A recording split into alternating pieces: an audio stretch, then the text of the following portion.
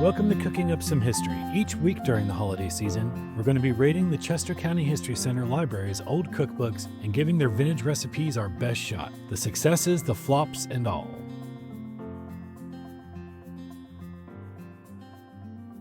Today we're bringing a little Gilded Age New York glamour into Chester County, or, our best guess at it from a 1907 church cookbook. We're making Delmonico's potatoes, which comes to us courtesy of one Mrs. William H. Fritz from the Ladies of Trinity Presbyterian Church in Berwyn. Or it could be more of a culinary game of telephone. Somebody's cousin's friend went to New York once and came back talking about potatoes and cream, and boom, we have our recipe. Delmonico's opened in the 1820s and was founded by the Swiss brothers John and Peter Delmonico. Over the next century, it became the American symbol of luxury dining. Their banquets were legendary, like the $25,000 dinner reported in the record in 1866, where 250 guests sat down to a meal worth a full year of President Johnson's salary.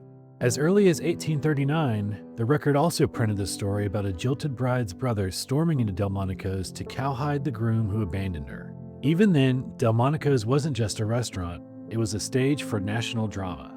At the same time, Delmonico's menus circulated widely in newspapers. So even in towns like Berwyn, people knew the idea of Delmonico's cuisine, even if they'd never tasted it. Which brings us to our 1902 recipe. It calls itself a Delmonico dish, but we don't know if it's faithful to what the actual restaurant served. No cheese, no gratin, and none of the heavy cream structure we'd expect. The Ladies of Trinity Presbyterian Church were working from reputation sometimes. What they read, what they heard, and what trickled down through community cookbooks like these. It's a perfect example of how dishes traveled from elite New York dining rooms into everyday Chester County kitchens, getting reimagined along the way. Let's get started. Start by peeling and washing your potatoes. Boil them whole and don't let them get mushy.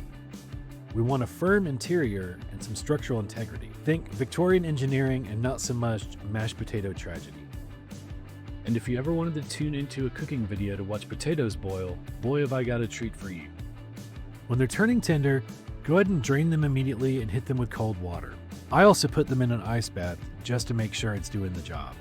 Our goal is to stop the cooking here, but we don't want to leave them soaking forever, or else they'll absorb too much water. I put mine in the fridge for about an hour or so while I did some other prep work.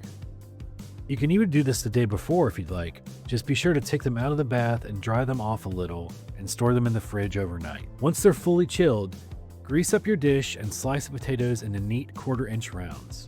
You can line them up perfectly like in the movie Ratatouille if you're feeling fancy, or you can just go rustic. I did a mixture of both. If this was fine dining, we'd probably discard the small bits. I'll bet Mrs. Fritz didn't waste any food, and neither will I. Oh, damn! Go ahead and season them with salt and pepper. Preheat your oven to 375 and we'll start with the cream. The original recipe calls for cream and butter, and I'm using heavy cream because it's winter and I'm leaning into it.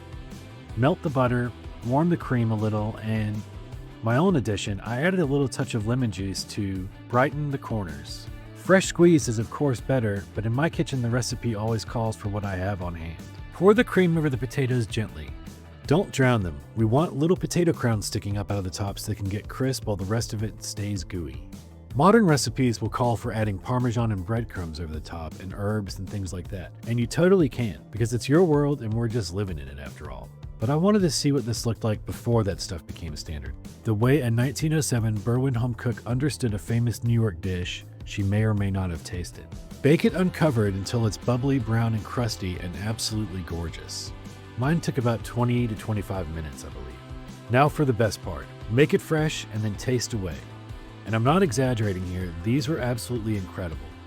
A creamy bottom, a crispy top, and a perfect texture contrast.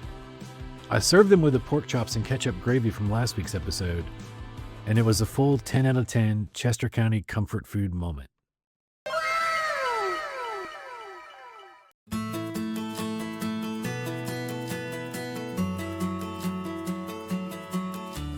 That's it for today.